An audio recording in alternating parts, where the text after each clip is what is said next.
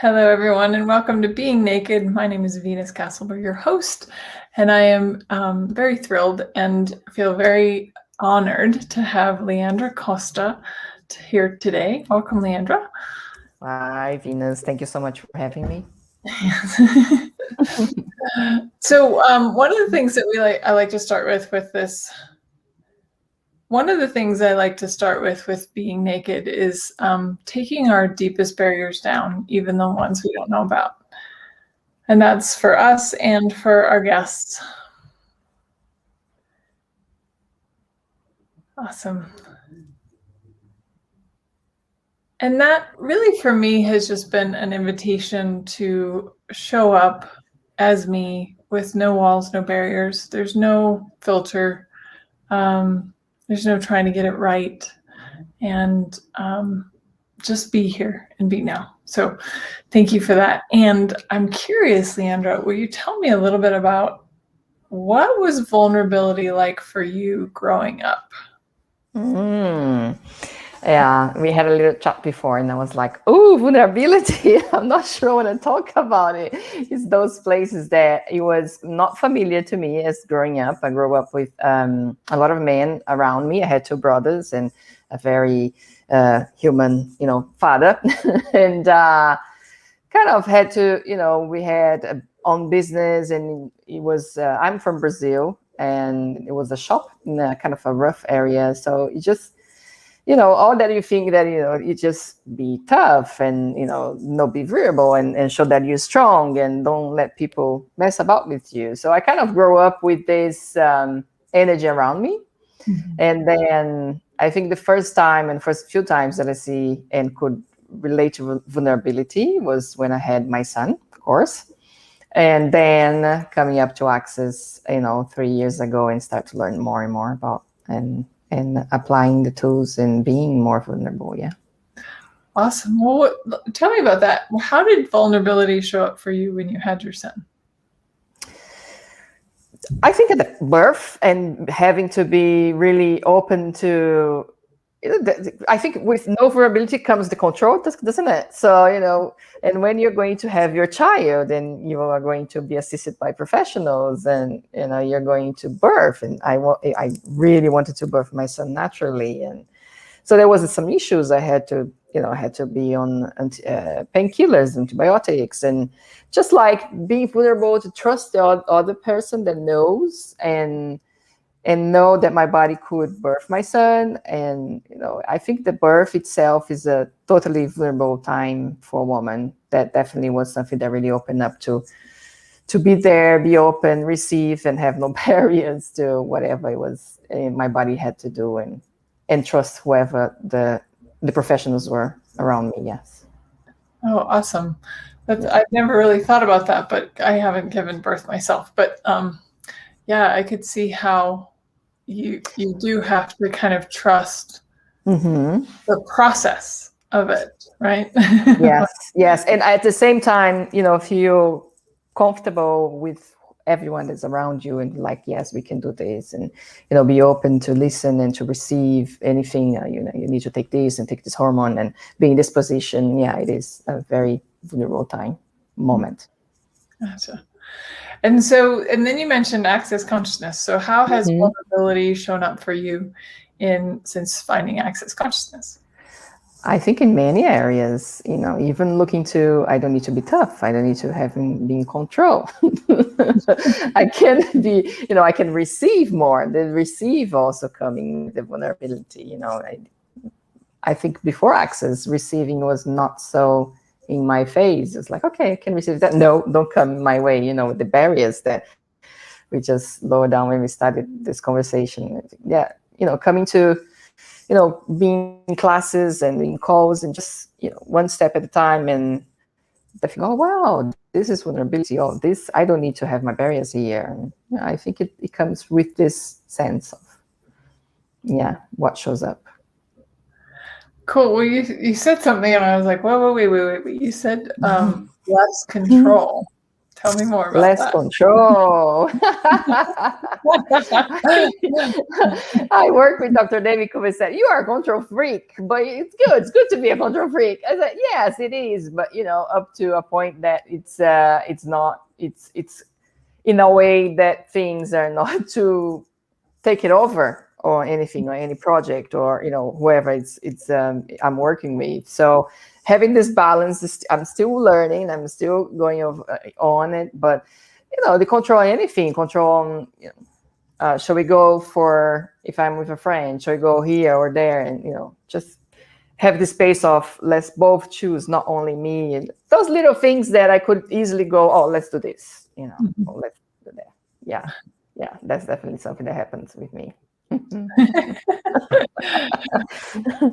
Well, that's and beautiful. not make it wrong, isn't it? Like, because once we start to know about controlling and receiving and so on, we're like, oh my God, this is so wrong. No, don't make it wrong. Just be with it and see if, using some tools, what else is possible, and then change it. What else would, yeah. So that's great. Well, what are some of the tools that maybe you use to change something in a moment?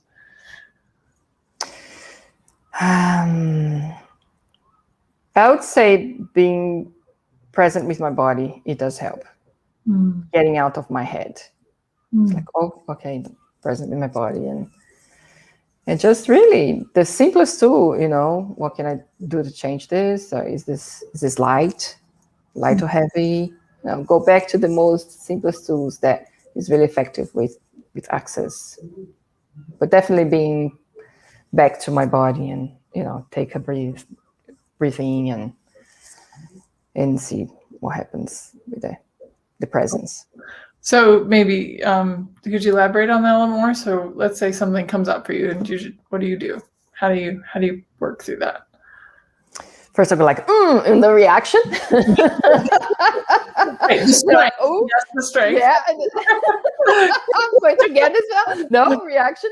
So then, what I do is actually I breathe, and I not all the time. I'm not the perfect, but more and more it's coming up. I can take a time, breathe, see what I'm going to write. Think. What else? What do I need to look into here? Is this light what I'm going to answer, or what's the next step on it?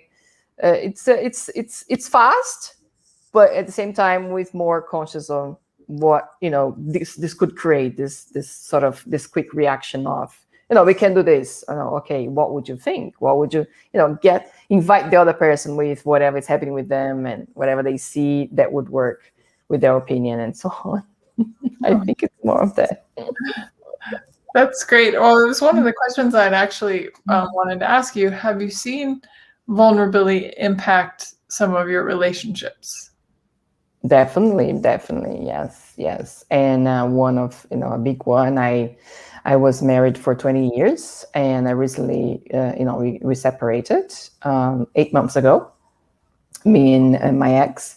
And that was a space where for months, we were vulnerable with each other and talking about, yes, we can do that. Yes, you will be able to be a single mom or, a single dad. You will be able to have your son, being vulnerable and ask, what is it that you think you cannot do it by yourself? Because we were ready to be separated, to not live with each other. But there was that bit of, what do you require so you feel more comfortable being by yourself and looking after your son and having your own space. I think that definitely was a bit of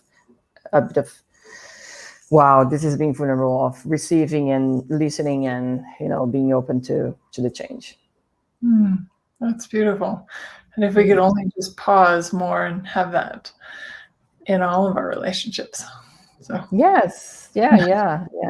It doesn't have to be anything that you're going to separate or a big change, but being present and asking the questions.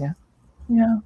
You said something I really liked. It was like just pause and listen, and like listen to your body, and like listen to the other person, and like how that's just so beautiful, because it's like how often do we just kind of plow through things rather than just be present and pause. Yeah. Great. So what would you say that there are some tools that you use to create greater ease for you? Some tools to create greater ease for me. Good question. Nothing too specific. I think whatever comes up. I am someone that's always listening to classes in Access. It's always listening to calls. If I'm working, I'm listening to something that I even have listened before. And then something catches, and then, I listen to the process again. I would say just more and more being present with what my body requires, and really the simple and most, what else is possible here? Is this light or heavy? Those are mostly the tools. I don't go to anything super, super fancy. That's great. Yeah, but you actually have mentioned it a few different times. You've said you're more and more present to what your body requires. Would you say more about that? What is that for you? When that we learn in Access that 99% of what you get, or the pain or the feelings and thoughts, emotions, does not belong to you. And it took me, and I'm still learning that. Oh wow, I always thought that it would be mine. So with that in mind, I go like, okay, so what my body requires, does it belong to you? And like, for instance, today, I know that my body love to have a massage tomorrow, and have my bars run during the weekend. So it's more like having this space to listen, but it's nothing like my body's talking to me. It is, but it's not like, okay, so a bar is tomorrow, by session, or I think it's being more present really with yourself and your body, and in a way that will bring you more clarity or more presence in the world. I don't know. Yeah, I don't know. No, it's not a way to talk. No, I don't know. Don't say I don't know. I do know. That was actually very beautifully put. And again, you just bring it back to the listen and being present. And, a lot of times we're so busy and rushing on to the next thing that we don't take that time to pause. What are some ways that maybe your body does communicate to you? And if it's not talking, what do you? Through pain, definitely. Yeah, having a little pain here, a little bit, and this discomfort. It's like, okay, what's this? What do I do with this? Does it belong? Who does it belong to? And but definitely some discomfort, more and more. Yes, and as I think before as well, would be some discomfort, but not necessarily only that. Sometimes I want to just put some music and dance by myself, or just lie down on the couch and watch Netflix. It's just like, whatever I have the ping of, being too much for too long in front of the computer, and then go and do something else. Right. Well, that's a really great point, though. And a lot of people don't even think about that. Like, what if a pain or something going on in your body was just information? Yes. And it's not wrong. And there's not something, like now you don't need to go to the doctor and figure out that, you're ill. It's like your body's just saying there's information here. So what is the information? And you asked, well, what is this? There are 4 questions in Access Consciousness. What is this? What do I do with it? Can I change it? And if so, how can I change it? Or even lying down and putting your hands in your body, like I do more and more, and just be present. And then you start to really recognize how your mind doesn't stop, and the more you try to be present and touching it. Right. Oh, that is so beautiful. Yes. What an invitation. Well, if you could have anyone get anything out of this today, what would it be? That you can change anything, really. When you go back to vulnerability, that was not something that I would let myself have and be, and let it grow. So yeah, definitely. If there's something you want to change and you want to create more in life, you can do it, whatever way. And definitely with the tools and access, it does get easier and faster and better. Yes, it's way easier. We highly recommend for consciousness. Well, thank you, Leandra. This has been a wonderful conversation. I really appreciate you being here and being you. Well, thank you for the invitation, and I must say, it being here also, it's a big step for me. I'm not the one that's out in social media or doing videos and interviews, so thank you for that, for the space you give a lot of easiness for it. So thank you. Oh, you're very welcome. It's so lovely to have you. Thank you, everyone. Have a great day. Bye. Bye.